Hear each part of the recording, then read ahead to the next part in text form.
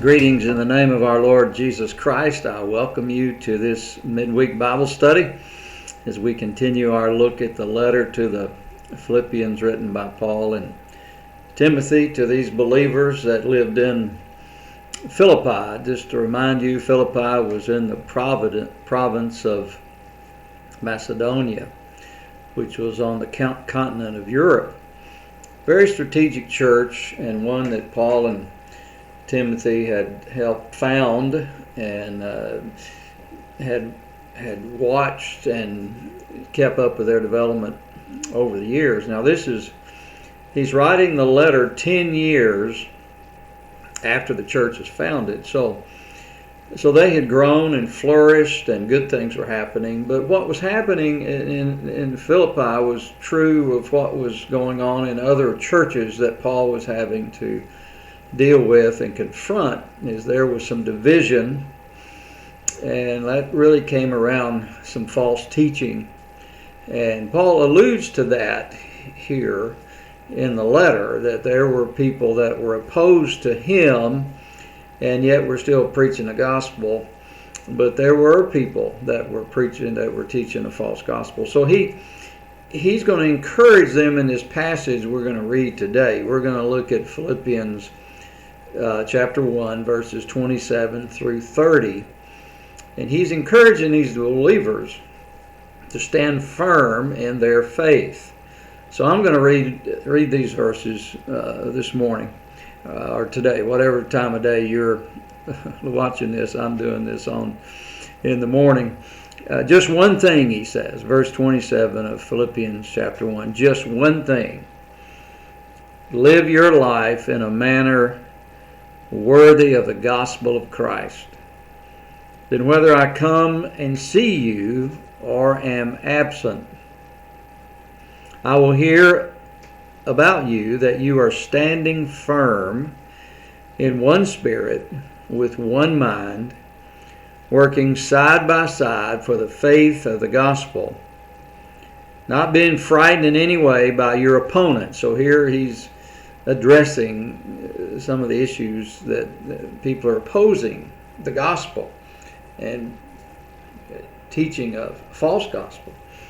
He said, so not being frightened in any way by your opponents. This is evidence of their destruction, but of your deliverance.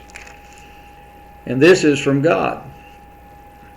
For it has been given to you on Christ's behalf, not only to believe in him, but to also suffer for him, having the same struggle that you saw I had and now hear about me. So Paul has been facing opposition, and he's encouraging these believers in Philippi to continue in the faith. He has told them previously of what really matters to him. This whole thing refers back and almost pivots on verse 10 of chapter 1, so that you can determine what really matters and can be pure and blameless in the day of Christ, filled with the fruit of righteousness that comes through Jesus Christ to the glory and praise of God. So his prayer then has been for them to determine what really matters. Just to recap a little, what he's told them later here in these verses in chapter 1, that what really matters to him is that the gospel is proclaimed. That's for him. But now he's coming down. He's told them, he's given them this great almost epitaph of his life. For me, living is Christ and dying is gain. But he hopes to live on in the flesh, he says in verse 22. Now, if I live on in the flesh, this means fruitful work for me. I don't know which one I should choose. I'm pressured by both. I have the desire to depart and be with Christ, which he says is far better. So he'd tasted heaven. But he realizes that the church needs him. He's sort of the anchor, if you will, the focus of the teaching of Christ, and he wants to encourage them to continue to follow Christ. Since I am persuaded of this, I know I will remain and continue with all of you for your advancement and joy in the faith. So then how can they advance and how can they have joy in the faith? He says then they've got to determine how to live. Just one thing, not the translation that I'm using, the Holman Christian Standard Bible, it translates it that way. Some translations say above all, some say only, and it simply is meaning they're there to make a choice on how they're going to live. Just one thing, live your life in a manner worthy of the gospel. And that simply means that they were to live what they said they believe. I've taken a lot of math over the years, and some of you have taught math and know about math. And one of the things that we talk about particularly in geometry is have a congruent triangle. Congruent means that all sides are equal and connected. They're congruent. And that's what Paul is saying here. We've got to live lives that are congruent, that connect, that size up. They're balanced, if you will. When he says live in a manner worthy of the gospel, it's a word that has to do with balancing the scale. So if you can have an image here of a scale with something on one side, something on another. I remember as a kid going to a place in Burnside called Adderholes. It was one side of it, when you walked into Adderholes, was a hardware store, and the other side was a grocery store, and which was kind of an odd combination. But Mr. Adderhole would be back there cutting meat or whatever. He had a scale, and he'd put a pound weight on one side, and then he'd put. I would go get a bologna sandwich or liver cheese is what I really liked, and he'd cut that to where it balanced out whatever. It might have been a half a pound or a quarter pound, but there was this balance. That's the word here Paul is using. Live your life in a manner that balances with what you say you believe. So you're not out of balance. So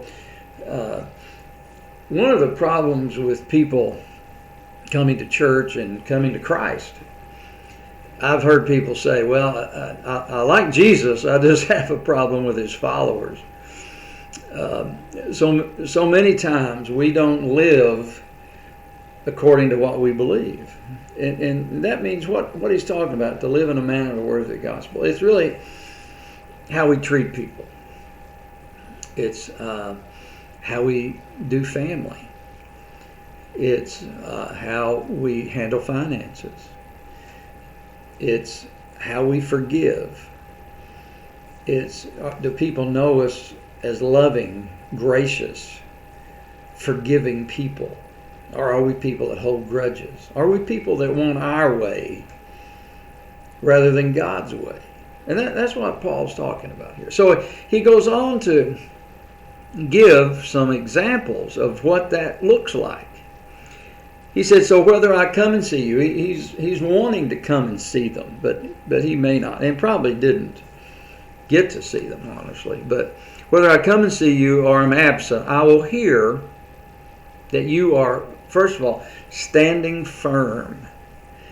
And so that he's wanting them not to live this wishy-washy life, this shifting sand, if you will. It's a theme of his that he gives throughout his writings, his letters to churches.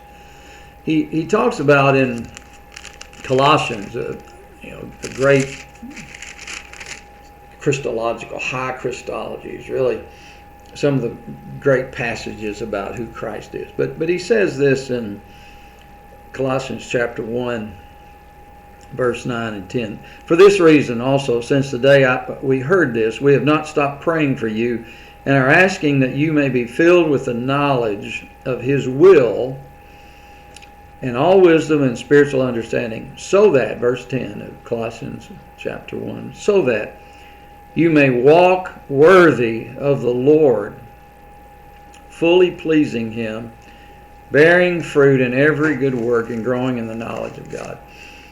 So this worthiness then, and this standing firm is a theme throughout the teachings of Paul. He really gets to it in Ephesians. And chapter 4, verse 1, which kind of begins the second part of the book of Ephesians, more of the practical part. The first 3 chapters are more theological. But he says in verse 1, I therefore, the prisoner of the Lord, urge you to walk worthy of the calling you have received. And then in chapter 6, many of you know this is the passage about putting on the full armor of God. And so he says in chapter 6 of Ephesians, verse 10, finally, be strengthened by the Lord and by His vast strength. Put on, and this is it's an imperative. You're to do this yourself. Put on the full armor of God so that you can stand, and you could even say stand firm against the tactics or the wiles of the devil. For our battle is not against flesh and blood, but against the rulers, against the authorities, against the world powers of this darkness, against the spiritual forces of evil in the heavens. This is why you must take up the full armor, so that you'll be able to resist in the evil day, having prepared everything to take your stand. So he uses this same analogy, if you will, this same word or metaphor, to stand firm. He's wanting these people not to get off track. So these believers in Philippi were Roman citizens, and so they had to live and abide by the laws of Rome. Well, he's using the same word, this manner of living in a manner worthy of. It describes citizenship. So they're to stand firm in the ways of the Lord and not compromise. And it's so easy these days to believe stuff other than the gospel. We're so bombarded with false teachings today and watered down teachings, and the seeker-friendly church has gotten to where we don't talk about sin, we don't talk about repentance, we don't talk about changing our lives, of confessing. It's all soft. I think it's really a soft gospel, which I'm not even sure that's almost an oxymoron. But here he's encouraging them to stand firm, and then he says to stand firm in one spirit and one mind, working side by side for the faith of the gospel. One spirit, one mind. It means unity. It means togetherness. That they're unified around the gospel. Churches, I've been doing this a long time. I've been a full-time pastor for over 20 years, and then I've been either an interim or transitional pastor the last 20 some odd years. But I've seen churches that have gotten off track. They've forgotten their purpose. They've forgotten why they exist. And what happens is that their division happens over my way. I want things my way. And so, it's happened over worship. It's happened over money. It's happened over, the people in the community changing and the church not changing. So, as a church, as we prepare, as Horse Cave Baptist Church prepares for their new pastor that God has planned, is already preparing to come, we've got to unify around the gospel. So that means I've got to put aside my way. Many of us would like the church to go back to some other time when we were comfortable and when we thought life was simpler and all that. But faith is lived forward. That's what Paul is saying. Working side by side for the faith of the gospel.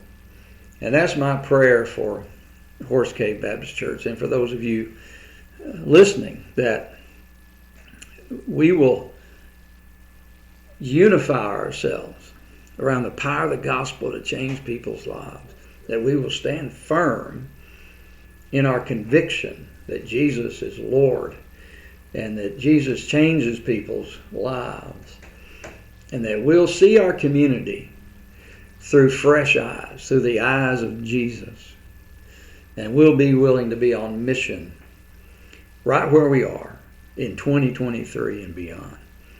I hope you'll continue to study and read the book of Philippians. We'll get to we're going to get into chapter 2 next week, and I encourage you to read it. This is one of the greatest passages in all of the Bible, chapter 2, 1 through 11. So just read that, and I look forward to seeing you next week. God bless you.